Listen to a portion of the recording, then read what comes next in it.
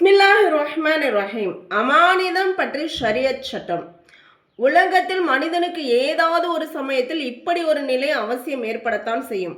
அதாவது அவர் தனது பொருளையோ பணத்தையோ சாமான்களையோ பாதுகாப்பதற்காக அடுத்தவரின் உதவியை நாடித்தான் ஆக வேண்டும். அச்சமயம் ஒவ்வொரு மனிதரும் பிறர் உதவி தேடி வரும்பொழுது அவருக்கு உதவி செய்வது மனிதாபிமானமாகும். மேலும் அவர் அதை பாக்கியமாகவும் அல்லாஹ்வின் நெருக்கம் பெற காரணியாகவும் கருதி முகமலர்ச்சியுடன் அவருடைய காசு பணங்களை அல்லது சாமான்களை பாதுகாக்கும் பொறுப்பை சுமக்கத்தான் வேண்டும். ஏனென்றால் இதே தேவை என்றாவது ஒரு நாள் நமக்கும் ஏற்படும். மனிதர்கள் இவ்வாறு தங்களுக்கு மத்தியில் உதவி ஒத்தாசை செய்து கொள்வதற்கே ஷரியத்தில் அமானிதம் என்று கூறப்படுகிறது. மனிதன் ஒரு பொருளை ஒருவரிடம் கொடுக்கிறான். அதை அவர் நாடினாலும் நாடாவிட்டாலும் அந்த பொருள் அவரிடம் அமானிதமாக ஆகிவிடுகிறது. உதாரணமாக, நீங்கள் பாதையில் ஏதாவது ஒரு பொருளை கண்டெடுத்தால் அது தங்களிடம் தானாகவே அமானிதமாக ஆகிவிடும். இதில் நாட்டம் பெறப்படவில்லை. இந்த விஷயத்துல நாம் ரொம்ப கவனமா இருக்கணும். பூமியில இருக்க எந்த பொருளும் நமக்கு சொந்தமானது கிடையாது. அது யாரோ ஒருவருடைய பொருளா இருக்கும். அதை நாம எடுத்து நாம வச்சுக்க கூடாது. அந்த மாதிரி இருக்கிறவங்களுக்கு வயலுன் அப்படிங்கிற நரகம் இருக்கு அப்படின்னு சொல்றாங்க. மனித அவ்வாறே யாராவது உங்களிடம் ஒரு பொருளை அமானிதமாக கொடுத்து செல்கிறார் எனில் இதுவும் அமானிதம்தான். இதில் நாட்டம் இடம்பெறவில்லை. மேலே கூறப்பட்டது போல அப்படி ஒருவருடைய பொருள் உங்களது கையில் நாட்டமில்லாமல் வந்துவிட்டால் அதுவும் அமானிதமாகும்.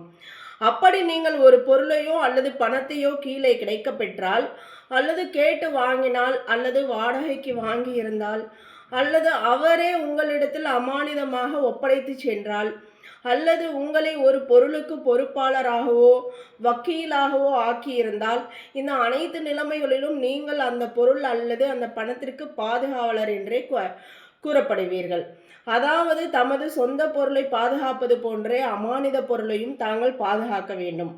அப்படி உங்களது பொருட்களை பீரோவிலும் அலமாரியிலும் வைத்து பாதுகாப்பீர்களோ அதே போல் வைத்து பாதுகாக்க வேண்டுமே தவிர திறந்த இடங்களில் வைத்து விடக்கூடாது. அப்படி தாங்கள் செய்துவிட்டால் இது அமானித மோசடியாகும். அமானிதத்தின் அர்த்தமே பாதுகாப்பு என்பதாகும். அதாவது அந்த பொருள் உரியவரிடம் சென்று பாதுகாப்பாக இருந்து விடுகிறது. அப்படி அது பாதுகாக்கப்படவில்லை என்றால் இது துரோகமாகும். உதாரணமாக, ஒரு அனாதையின் சொத்துக்கு அல்லது ஒரு வாரிசற்ற ஒருவரின் சொத்துக்கு உங்களை பொறுப்பாளராக ஆக்கப்பட்டால் அதை தாங்கள் சரியாக பாதுகாத்து உரிய நேரத்தில் அதை உரியவரிடம் ஒப்படைக்க வேண்டும். யாராவது சின்ன பசங்களாக இருப்பாங்க, அவங்களோட பெற்றோர் இறந்திருப்பாங்க, இல்லைனா விட்டுட்டு போயிருப்பாங்க, அவங்களோட சொத்துக்கு நம்ம பாதுகாவலராக இருந்தால் அதை நம்ம சரியான முறையில் பாதுகாத்து அவங்களுக்கு சரியான வயது வரும்போது அவங்கள்ட்ட ஒப்படைக்கணும். இது அமானிதம். அப்படி தாங்கள் இவ்வாறு செய்யவில்லையானால் உங்களை துரோகி என்று கூறப்படும் அப்படின்னு சொல்கிறாங்க. அப்போ அதுக்கான அமானிதம் அவங்கள போய் சேர்ற வரைக்கும் நம்ம என்ன செய்யணும், கவனமாக இருக்கணும். நம்ம முன்னாடி பாடத்தில் சொன்னோம், இப்போ கீழே கடந்து பொருட்களை எடுக்கிறோம் அப்படின்னு. ஒன்று இன்னாருடைய பொருள் அப்படின்னு தெரிஞ்சிச்சுன்னா அவங்கக்கிட்ட போய் அந்த பொருளை நாம் ஒப்படைச்சிடணும். அப்படி இல்லை அப்படின்னாக்கா பைத்துல் மால், யாரோ பொதுவான இடங்கள் இருக்குன்னா அங்கே கொண்டு போய் ஒப்படைச்சி இது யாரோடதுன்னு தெரியல அவங்கள்ட்ட ஒப்படைச்சிருங்க அப்படின்னு நாம் சொல்லணும். அப்படி இல்லைன்னா அந்த பொருளை நாம் எடுக்காமலே நகர்ந்து என்ன செஞ்சிடணும், போயிடணும். இந்த மாதிரி எந்த ஒரு பொருளுக்கும் நாம் யாருடைய பொருளுக்கும் நம்ம ஆசைப்படக்கூடாது. இன்ஷா அல்லாஹ் அந்த குர்ஆன் ஹதீஸில் அமானிதத்தை பற்றி சொல்லப்படுது. நாளைக்கு இன்ஷா அல்லாஹ் மீத பாடங்களை பார்ப்போம்.